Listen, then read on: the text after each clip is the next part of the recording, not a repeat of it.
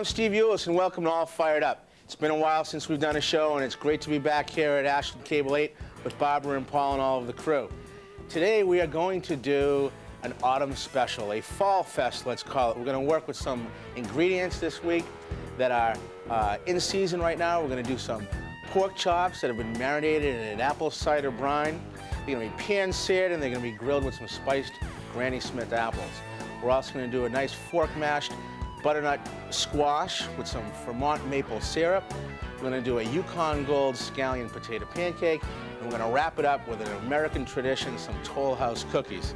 So we're going to get started. We'll come on right over here, and we're going to put together the brine.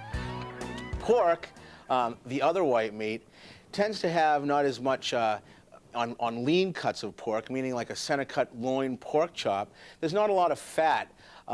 There is on the outside of the meat, but there's not a lot of marbleization on the inside of the meat. So what we're looking to do with a brine is we're looking to bring out some more of the moisture into the product added by a marinade or a brine. A brine consists of a vinegar and a salt base, which then cures the product, brings the moisture back brings some more moisture into the meat, and it is delicious. So every time I deal with pork, I either marinate it, dry rub it, as you know, from the barbecue side of it, or today we're going to brine it. We're going to start with about 2 cups of apple cider, fresh squeezed apple cider from one of our local orchards around here. And then we're going to have about 1.5 cups of water. Then we're going to use 1/8 cup of salt. Got to have that salt in there. And then some brown sugar, about 1/4 cup. And then some cinnamon and sage, about a teaspoon of cinnamon and about 1/2 teaspoon of sage. We're then going to blend all that together with a whisk. Now, tonight at the show, we're not going to marinate this or brine this for a long period of time. My recommendation on using a brine is between 12 and 24 hours. What you're going to want to do is you're just going to take the brine, and then we're going to place the pork right into it after all of the ingredients are dissolved. And then we're going to place that right into our refrigerator. Now you can see, tonight, we've got these beautiful loin pork chops. There's no bone on this. This works great with a bone also. They're about 4 ounces apiece. You can go larger or smaller. And then all you're going to do is you're just going to immerse those right in the brine. Wrap them up with some saran wrap. Don't make a mess like I did. And then you're going to just place those right in the refrigerator. Pass that on over to Henry. And we'll clean up the cutting board. The next thing that we're going to do while those are brining is we're going to work on some butternut squash.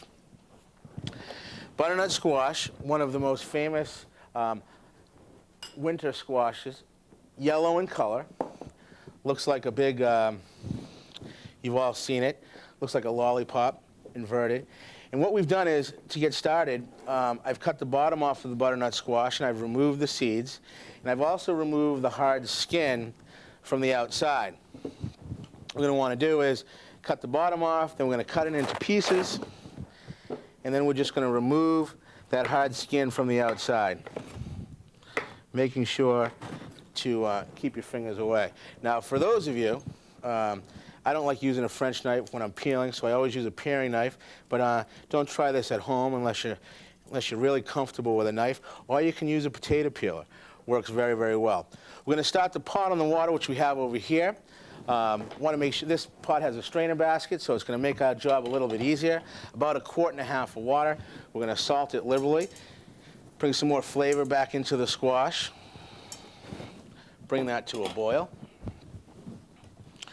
Now tonight, folks, for any of the recipes that you're looking for that we feature on All Fired Up, you can get those at our email address, which is aulis@aol.com. You can also call our offices at 626-8859, 508, of course, and we'd be more than happy to send those to you. Now, again, on brining pork, any pork can be used for the brining purpose. I mean, you could do this dish with a pork tenderloin. You can do this dish with pork chops, as we had stated before. It also works great with a whole pork shoulder or a Boston butt. And you can brine this stuff 24 hours ahead of time. It works phenomenal as far as roasting it in the oven, it just brings a lot of moisture back into the product. So after we have our butternut squash all peeled, we're going to dice that into probably about a 2-inch piece, just like you would doing mashed potatoes. That's pretty much what we're going to do. And this is just going to help with the cooking process.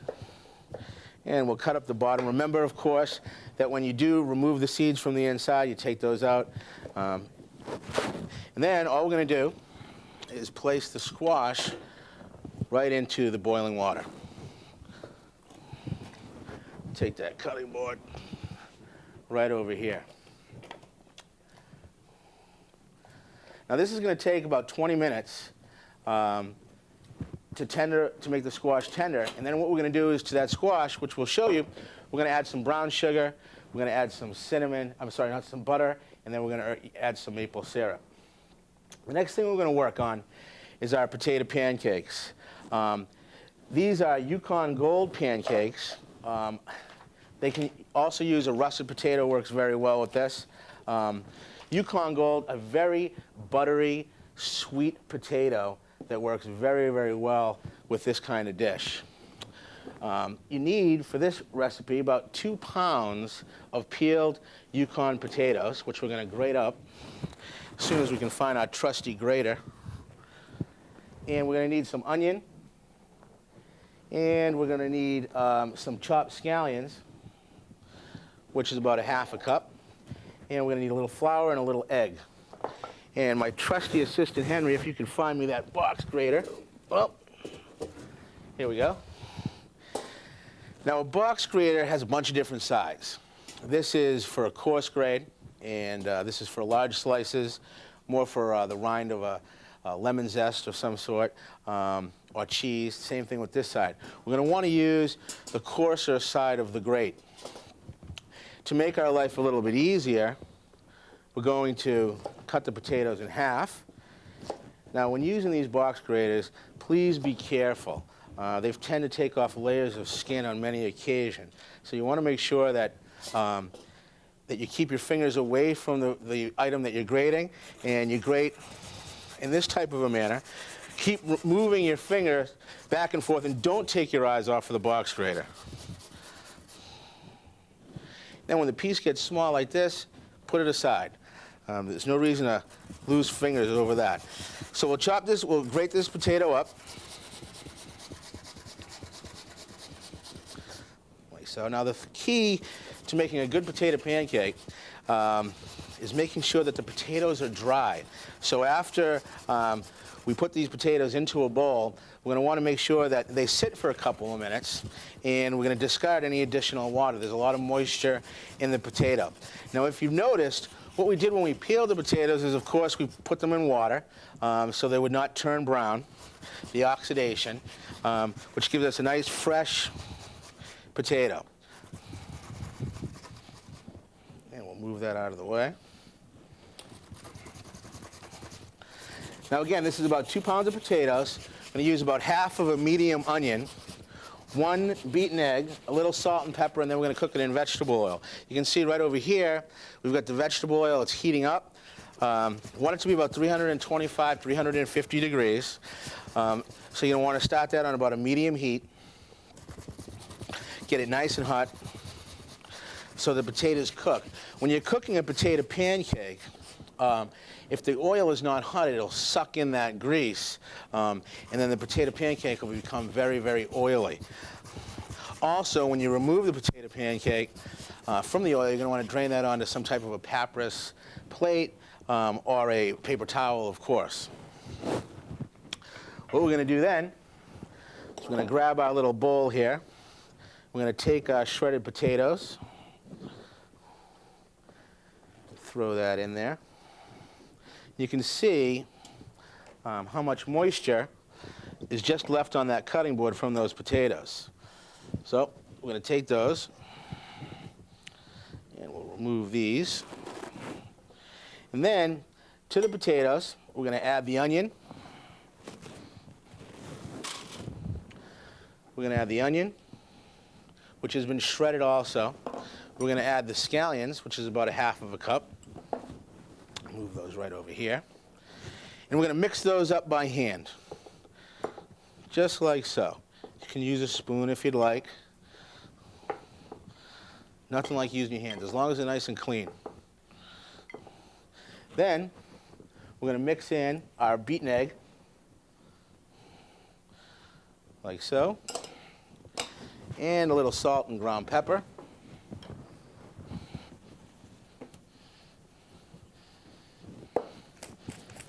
Fresh ground pepper, which we've always talked about, much better in flavor. And then we're going to mix that up. Now that there's egg in there, we're going to mix that up a little bit. We're going to incorporate all those ingredients. And then what we're going to do is we're going to add a little bit of flour. Now, if you want the potato pancake to become a little puffier, you can add some baking powder. A quarter of a teaspoon to this would be nice. It would make more of a thick potato pancake. If you don't want any flour, this dish can be made also without any flour. What you're looking for is you want to make sure that the potato pancake is going to stick together like so. I just add a little bit of flour, probably about a tablespoon, to mix that up like so, and it holds everything together much better. Now, another variation of this potato pancake, which we do a lot, is to mix in some zucchini. Some shredded zucchini works well in this. Some summer squash works great. It's a nice variation. You can also do this with a sweet potato. Sweet potato for the fall season works very, very nicely in this same recipe. We're going to want to check and make sure that the oil is hot enough. And what I usually do is I usually throw a scallion or a little piece of potato in, and I'm looking for the oil to start bubbling around it. I turn the heat down so it's really not to temperature, but you can see that it's definitely starting to get up there.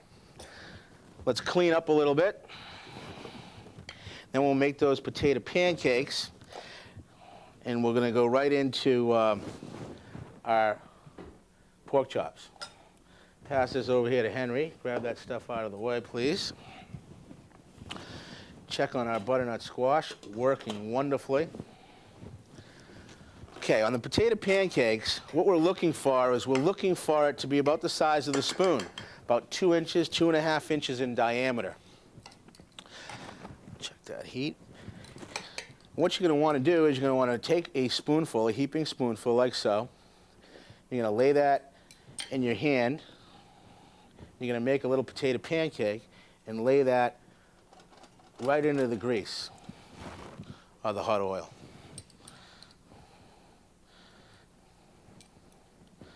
Now, after you've placed them in the pan, you can flatten them out a little bit with the spoon.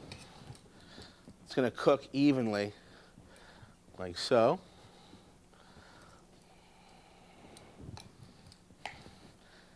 Now, for the holiday season, these are great also for our Jewish listeners out there, for some great, they're great served with applesauce and sour cream, potato latkes, but this is a little bit different.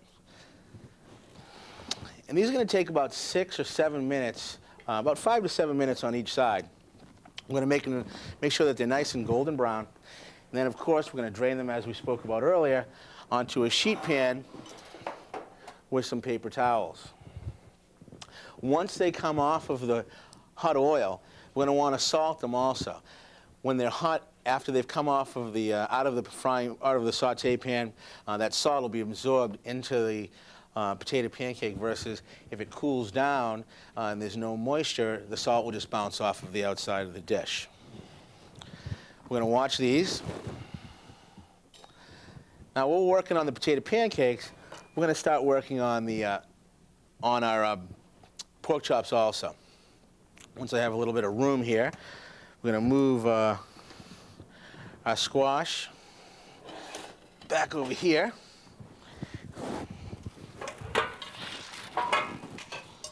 And we're going to throw our other saute pan right up there. Now, we're going to use on the pan-seared pork chops, we're going to use some olive oil. Olive oil comes in a bunch of different grades. As you know, there's virgin and extra virgin. And what we're going to want to do is, on this dish, we're going to use a mixture of virgin olive oil and extra virgin olive oil.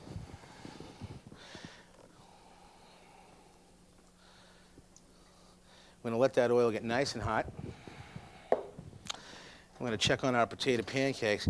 Now, after the pork chops have come out of the brine, what we're going to need to do is we're going to need to dry them off. They're not going to cook up with that golden brown crust that we're looking for if there's a lot of moisture. So what I've done is taken some paper towels. We'll take some more. We're going to pat dry our pork chops.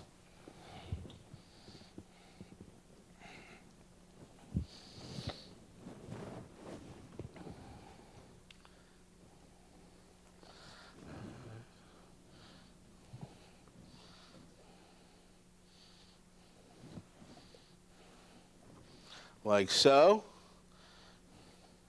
Now, after these have marinated for a while, they're going to turn color. They're not going to be this bright pink that they are. They're going to be more of a beigeish type of color as they sit there for a while. Again, we're going to pat those down on both sides, making sure that they're dry. Beautiful. We're just going to let those sit there a couple minutes while our oil gets nice and hot. Okay, we're going to check on our potato pancakes. We've got those cooking over here. Still working away. They're going to be a few minutes. Check on the butternut squash.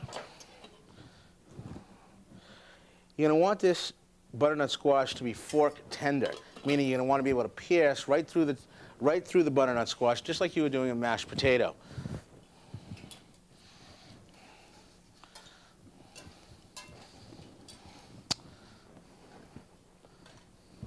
Again, for any of you that would like to get any of the recipes here that we feature on All Fired Up, we can have that. You can contact us at our email at aulis@aol.com, or you can contact us at 508-626-8859. Potato pancakes are cooking right along. We're going to take a couple of minute break. We're going to come on back. We're going to finish up our butternut squash, our pan-seared pork chops, the potato pancakes, and then we're going to make some fresh homemade Toll House cookies that are to die for. So, Steve Eulis, and we'll see you back in just a couple of minutes with All Fired Up.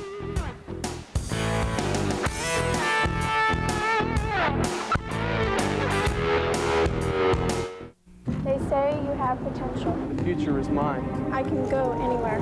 I just have one question. How am I going to get there? The United States Air Force can give you the chance you need to be successful and teach you the skills to make it happen so you really can go anywhere. Trust your own instincts. Listen to yourself. For more information in Farmingham, call Technical Sergeant Tom Seabold at 508-875-8238. Aim high, Air Force.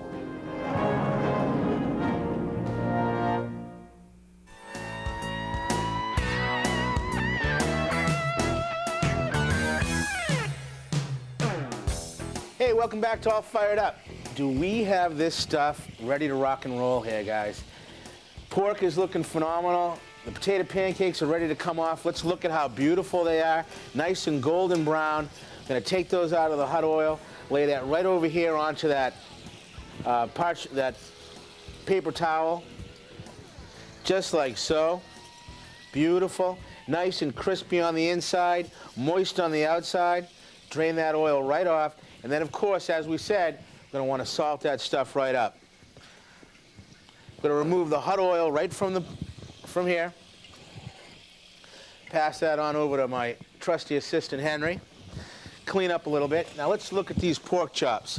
These are beautiful. Golden brown, seared on both sides. Nice caramelization. Going to remove those.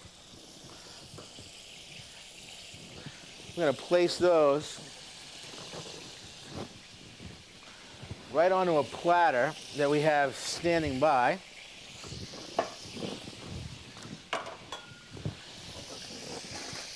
And those pork chops, we're going to lay right over here for right now. Now you want to keep these warm, so you can keep these in a nice, put them in a sheet pan, throw them right in the oven. Beautiful. And we're going to remove that pan right from here also. Get that out of here. Okay. clean up a little bit. Let's move those pork chops out of here. And we're going to go right into our butternut squash. The squash, as we had stated earlier, is perfectly cooked, fork tender. You can see how moist that is. I can break that up with my finger. And we're going to take our bowl, and we're just going to lift this up. This is the beautiful thing about this kind of pot, where you can just lift it right out of the water. Has a colander built right in. Dump that in there. Move this like so. And then right into the hot butternut squash, we're going to add about 3 tablespoons of butter. We're going to add about 3 tablespoons of light brown sugar. And then we're going to add about a tablespoon of pure Vermont maple syrup. And then we're going to mash it up with either metal or a wooden spoon, just like so. See if you can see that. And this is going to break up very, very easily. It's going to have that creamy, buttery flavor.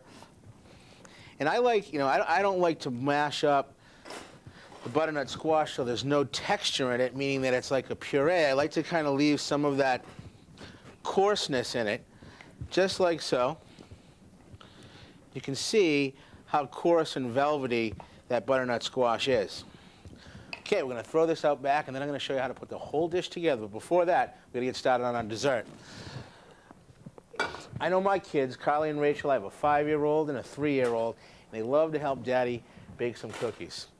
And their favorite, of course, is traditional Toll House cookies with nuts deleted, of course. But for this version, we're going to throw together a quick batch of Toll House cookies. This is a recipe that I've made time and time again. It's been taken the traditional Toll House cookie recipe, and I've modified it a little bit. Very, very simple. Start off with a creaming method, which, of course, the first thing that you do is you need about 2 cups of brown sugar. A cup of brown sugar. 3/4 of a cup of regular white granulated sugar. Then you can use either butter or shortening. I like to use the Crisco butter-flavored shortening. It tends to keep more moisture into the cookie, which I like not a mushy bag soft cookie, but I like a cookie that has a little bit of moisture to it, crunchy on the outside but moist in the inside, but doesn't taste like a stale cookie like the ones that you get in the supermarket. And you add those 3 ingredients together with 2 teaspoons of pure vanilla extract. What you're going to want to do is cream those ingredients together. Put that on low with a paddle. Now, you don't want to use a wire whisk on this kind of method. You want to use a paddle that's going to blend or incorporate all of these ingredients together. As it starts to blend a little bit, you're going to want to turn the speed up on the mixer to incorporate all of those ingredients. And you're literally blending and combining the sugar and the shortening with the vanilla also. Separately, you'd start with about 2 cups of sifted flour, a teaspoon of baking soda, and a teaspoon of salt.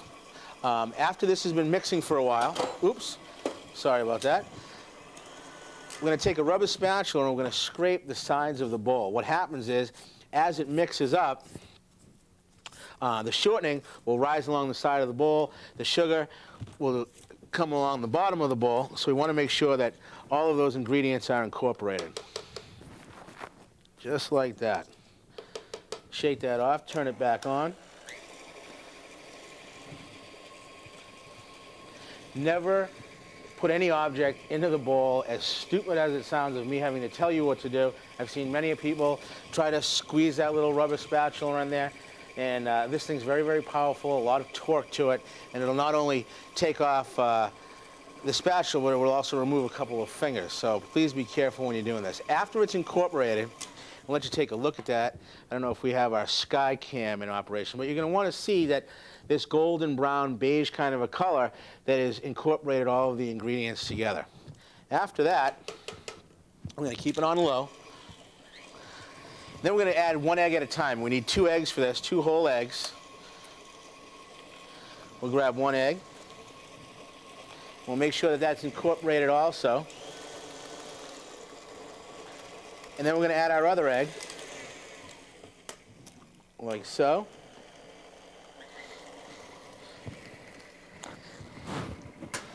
And that's going to mix for a couple of minutes. And again, what we're going to want to do is after this is mixed for about a minute or so, we're going to shut the mixer off. We're going to take our rubber spatula, lower the bowl a little bit. And then we're going to scrape the sides again, making sure that we not only get the sides, but we get the bottom of the bowl to make sure that all the ingredients are incorporated. Scrape that alongside the paddle. Raise that back up. Turn it on for another 20, 30 seconds or so.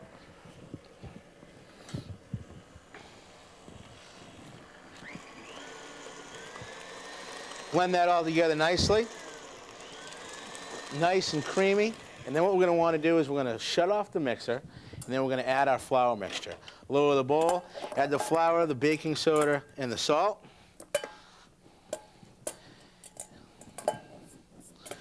And we're going to want to start that on 1. But what we're going to want to do is turn the mixer on and off, just like so, so that the flour doesn't end up in our face. We're going to mix all of it together.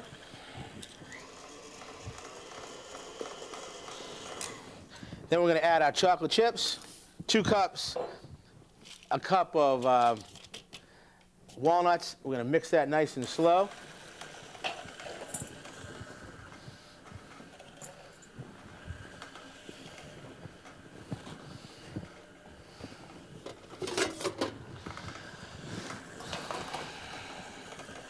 Again, scraping down that bowl, making sure all those ingredients are incorporated as they are.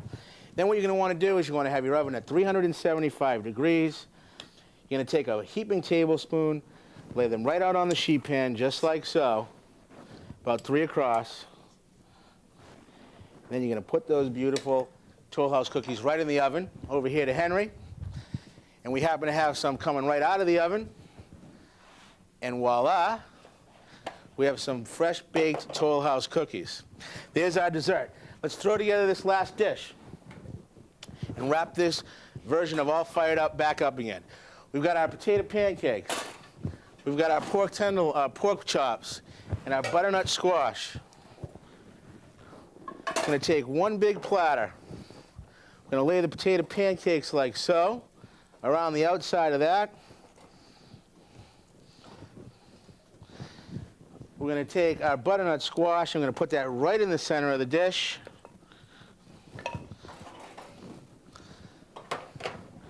Then we're going to take our pork chops, lay those around like so. And how much time do we have left, guys? 1 minute. And then to finish off the dish, we're going to heat up some butter in the pan, get it nice and hot. We're going to throw in some apples. We're going to saute those until they're soft and tender. And then we're going to add a tablespoon of brown sugar and a pinch of cinnamon. And then we're going to top that whole dish with some nice cinnamon spiced apples. When you cook these apples, you're going to want to make sure that they're nice and tender to the bite. Granny Smith apple, we're going to cut them in wedges. We're going to leave that right on. I'm Steve Eulis. Thanks for visiting us on All Fired Up. Look forward to seeing you on the next show. Again, aulis@aol.com, 508-626-8859. We'll look forward to seeing you soon.